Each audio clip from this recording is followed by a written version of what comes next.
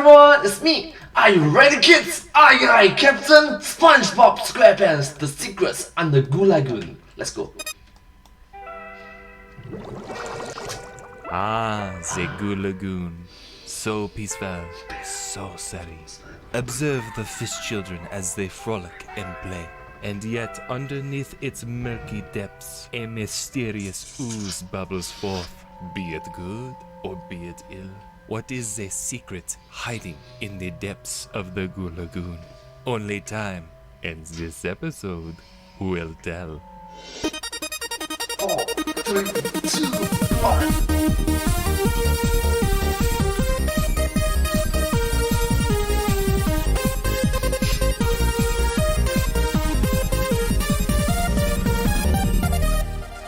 Hello, Internet! Welcome to Film Theory! Hello, Internet! Welcome to Film Theory! Hello!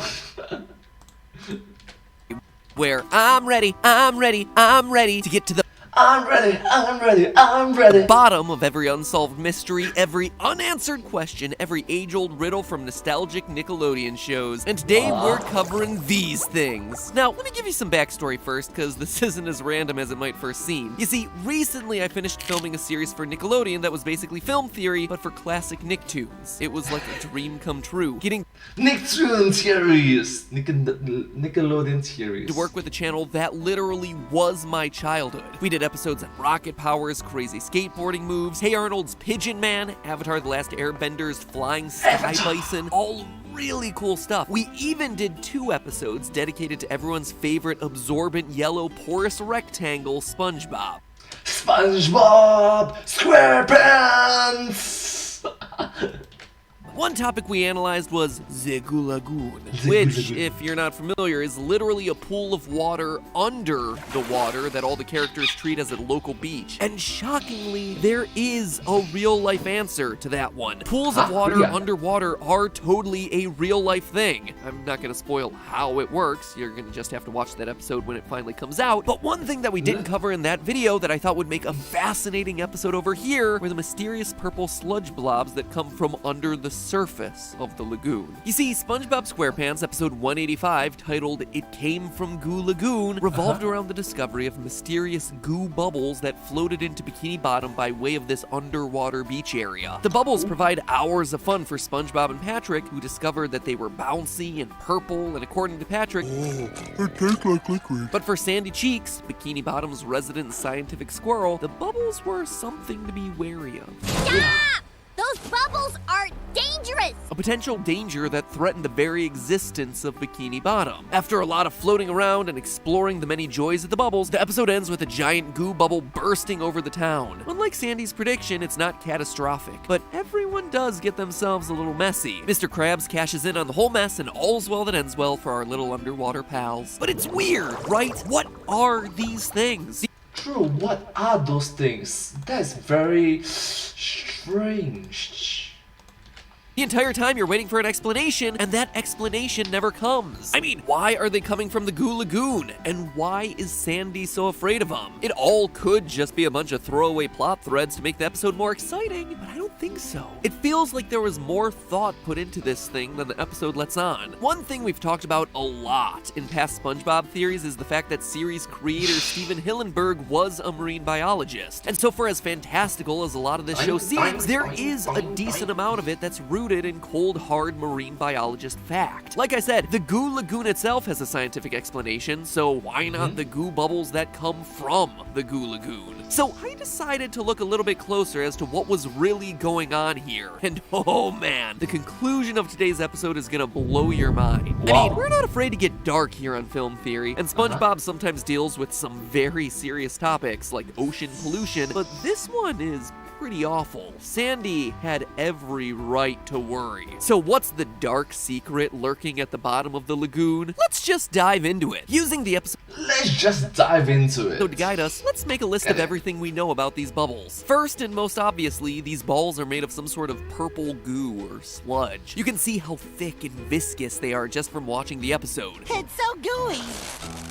So we already know that we're dealing with an unusual color of goo that exists under the ocean, but we also know that they're able to float and bounce. Not only do we see SpongeBob and Patrick floating above the lagoon while sitting on the bubbles, we also see them bouncing on the surface of them. The bubbles are also sticky. It sticks like glue! Once a bubble latches onto you, they're pretty tough to shake off, like in this scene with Patrick. Speaking of Patrick, he also tells us they're stenchy. Patrick complains that the smell of the bubbles makes his nose tingle. The smell makes my nose tickle. And you know it's gotta smell bad because this is coming from a creature who doesn't even have a nose to smell it in the first place. Oh yeah, huh? Wait, yeah, huh? That's true. That's really true. And if Sandy's to be believed, the goo bubbles may also be dangerous. How many times do I have to tell you that stuff's dangerous? Sandy, for whatever reason, is utterly convinced that the bubbles pose a grave danger to everyone in Bikini Bottom. We never see any evidence of this, considering that when the big one bursts, it only leaves harmless goo behind, but Sandy's concerns are definitely worth making note of. So that's a pretty decent chunk of information all crammed into a 23-minute episode. Dangerous. Now put a pin in it, or actually don't, because you'll wind up popping our little goo bubble.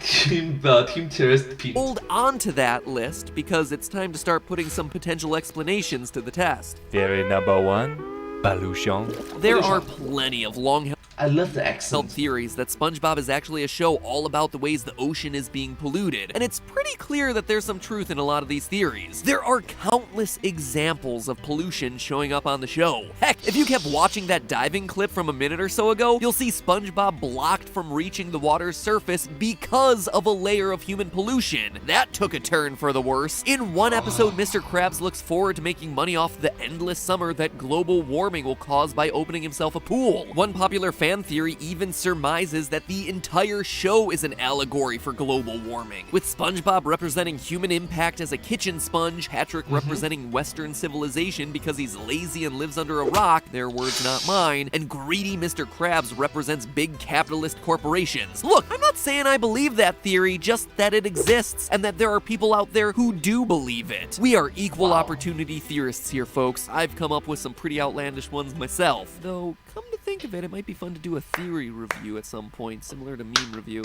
Anyway, Steven Hillenburg in interviews would mention that pollution was a personal concern of his. One of my favorite quotes from Steven actually comes from an interview on that exact topic. My biggest nightmare is that I'm gonna be at the beach one day, and one of these SpongeBob dolls is gonna wash up on the shore like garbage. So could the goo of Goo Lagoon be pollution of some form? Like oil from an oil spill or something?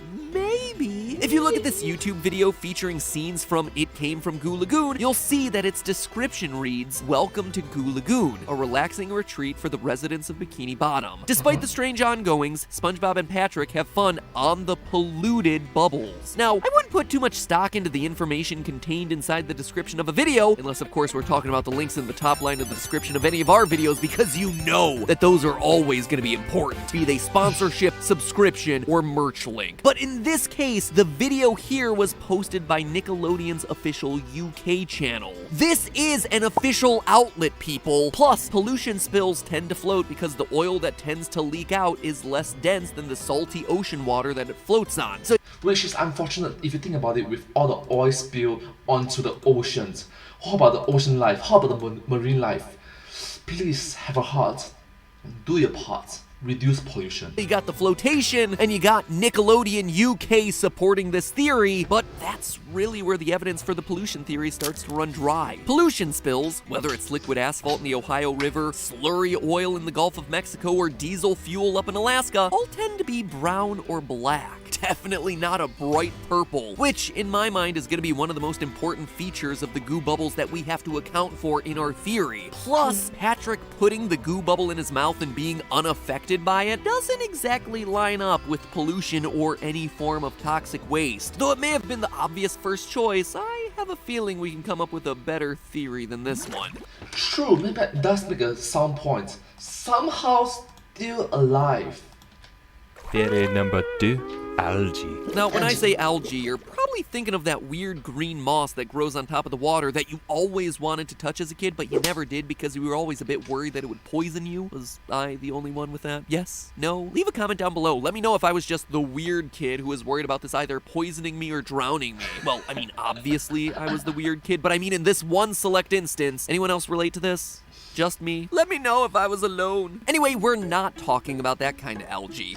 Especially when there are different types of algae involved in the entire world. Different variations, different varieties, different variants of algae. Some are good, some are bad, some are really bad. Algae comes in all kinds of shapes and colors and See? species, and one of them, the Valonia ventricosa, looks a lot like the goo bubbles in SpongeBob. Also known as bubble algae, or sailor's eyeballs, this single-celled organism is found throughout the world in tropical and subtropical ocean regions. You heard that right, this thing is a single cell. But not only does it have bubble in its name, it behaves a whole heck of a lot like the goo bubbles that we see in the show, able to float and bounce along different surfaces on the floor of the ocean as well as appearing to float through the water. Bubble algae is also known for rapidly spreading. If one bubble pops up, others are sure to follow quickly thereafter. It's something of a notorious scourge amongst aquarium enthusiasts who know that if they find one in their tanks, there's gonna be a lot more to come. The goo bubbles behave similarly. Early in the episode, we see just one, but mere hours later, the bubbles have become an epidemic, prompting news reports and general town panic. So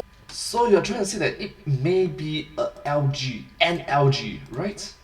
Interesting. Oh, what about that vibrant purple color? Though Valonia ventricosa is usually some shade of green, the color can actually vary as widely as silver, teal, or blackish, ultimately determined by the quantity of chloroplasts inside that one cell. Chloroplast, the more you know. Can it be purple? Kind of? Maybe? No, not really. And while that's already a stretch, the point of evidence that really kills this theory is the goopiness. This algae is hard. It looks like a smooth pearl or ball. It's not oozy and gloopy like the sludge bubbles that are coming out of the Goo Lagoon. So again, we're back at square one. Or should I say, Squarepants 1. Squarepants. Get it. Oh, I get it. It's like silence. Oh, I get it. But hold on, all you sad Squidwards out there. I've got an answer that matches pretty much everything that we see going on in this episode. The secret goo underneath Goo Lagoon is none other than dead, rotting jellyfish. Theory number 3, dead jellies. My final theory for the goo bubbles is that they're not bubbles at all, Pollutions, algae, dead but jellyfish. instead creatures that naturally look a lot like bubbles instead, jellyfish. Now, jellyfish are a huge part of SpongeBob SquarePants the show, with Bob and the gang constantly going out jellyfishing and looking to nab jellyfish as pets. Heck, they've even thrown parties in SpongeBob's house. And while most in the show are a translucent pink, throughout the series they've also been shown to be purple, like the king jellyfish, and even blue. We also know that they produce jelly, leaving behind a goo that looks very similar to what we see coming out of the Goo Lagoon. But I'm not here telling you that these bubbles are live jellyfish, or the jelly that they spit out. I am here today telling you that SpongeBob and Patrick in this episode are swimming around with and covered in dead, rotting corpses of jellyfish. Get this, mysterious purple goop has been washing up on beach shores of Norway, and it looks almost identical to the gloppy, drippy goo bubbles that we see in this episode of SpongeBob. In death, jellyfish corpses darken in color as decomposition takes place, explaining why the real-life goop on Norway's beaches is such a deep, rich shade of purple, and why the goo bubbles in the Goo Lagoon would be darker than the live jellyfish that we've seen previously on the show. The bouncing and the floating of the goo bubbles, well, that too is easily explained away by the nature of the lagoon. Shoot, I wanted you to have to go over to that show I did with Nickelodeon and watch their video to prove to Nickelodeon that I'm popular and worth working with again. Oh, darn it, but it's taking them so damn long. True story, we filmed this thing back in July, and the level of editing that series requires has gotta be less than what we do every week here on Film Theory. Anyway, fine, I'll reveal the solution from that episode, but you gotta promise me at some point down the line when I point you in another episode of Film Theory to go over and watch that show and comment there how much you love MatPat and how eager you are to see him OMG, I love Mad Pets! Can't wait to S33.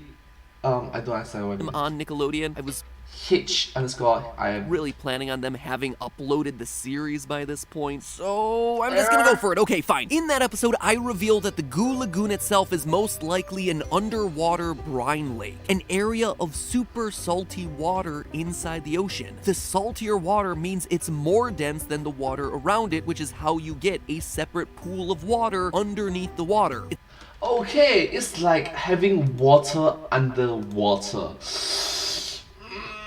Okay, I'm stupid, but please teach me more. Thank you so much. I'm sorry. It's a density gradient, with the super salty water being denser than the slightly less salty water all around it. Therefore, all dead jellyfish goo would need to be, in order to prove that it could bounce along the surface of the Goo Lagoon, is be less dense than those super salty pools. And we already know that jellyfish are indeed less dense than the Goo Lagoon, because it's been scientifically proven that jellyfish are 95% water, making them hardly more dense than the water that they float around in. That in turn explains how the goo bubbles are able to float through the ocean water as well as bounce on top of the denser brine lake water. How about the way the goo bubbles cluster? Well, that one's easily explained as well. Jellyfish cluster naturally. They tend to travel in groups called blooms, and sometimes rough winds, swells, and currents send them to shore all at once. So when they die, they tend to die together, exactly the way they lived, explaining why the goo bubbles would show up together, why there would be such a massive pool of goo in this one concentrated area. Another point in favor of dead rotting jellyfish being the cause of this whole thing, the smell. Remember what SpongeBob and Patrick said earlier. Oh, the smell makes my nose tickle. When dead jellyfish wash up on shores, they emit a terrible, overpowering smell, which explains why the characters would call them stenchy. I mean, they are dead bodies after all. Wait, I'm just noticing that everything is underwater, so theoretically speaking, is it possible for you to smell underwater? Bodies are not particularly known for their pleasing smell. But why here, you might be asking? Why are there so many dead jellyfish in this one concentrated pool? Well, a lot of it goes back to what Goo Lagoon is. Because it is this super salty brine lake, it would be almost immediately deadly to any jellyfish that touched it, which explains the dead bodies. But there is another explanation here. You see, large blooms of jellyfish are on the rise, which many think is tied to increasing water temperatures because of global warming. As a result, jellyfish are starting to pose problems for nuclear power plants, clogging pipes that run ocean water in to cool the reactors. And some places, like South Korea, have created jellyfish murder robots to solve this very problem. Basically, these things are robotic search and destroy sea blenders for slaughtering hundreds of jellyfish at a time. Wait, what? Wait, seriously? Okay, I didn't know it existed. With fishermen comparing I feel so stupid. the texture of the dead jellyfish goo to margarine, which thereby makes this entire thing rooted in the type of science the creator of the show wanted in the first place. This episode isn't a warning about pollution in our oceans, it's instead an episode warning us about the dangers of global warming. We're gonna have too many jellyfish, and not enough peanut butter fish. Probably the most dad joke I've ever made. So, there Get it? Peanut butter and jelly. So that is... I'm sorry. Jellyfish, peanut butter. you have it, friends. We have ourselves the color, flotation, smell, the fact that it's not toxic so Patrick can taste it reasonably without any negative effects, a reason for it being there, the stickiness, all of it is hashed out through this one explanation. I don't know about you, but it looks to me like SpongeBob and his pals are in fact playing with the corpses of their ocean peers. And when those bubbles pop at the end of the episode, everyone is covered with dead, gooey bodies. Is it gross? Yeah. Morbid? Absolutely. Great television? You betcha. But hey, that's just a theory. A film theory. And cut. Wow. The more you know, I guess. The more you know. I really learned a lot from this video. Well, thank you so much for watching this video together with me. I hope that you find this video very educational, and I also hope that you learned a lot from this video together with me as well. If you do like this video, please remember to like, share, and subscribe to my channel and comment down below if you have anything to share with us. Once again, it is... like, share, and subscribe to my channel and comment down below if you have anything to share with us. Don't forget to follow my channel and sincerely appreciate all of your support and encouragement for my work. Thank you so much. You are all the best. Thank you, and I hope to see you all in my next video. But hey, That's just a theory, a film theory, and cut.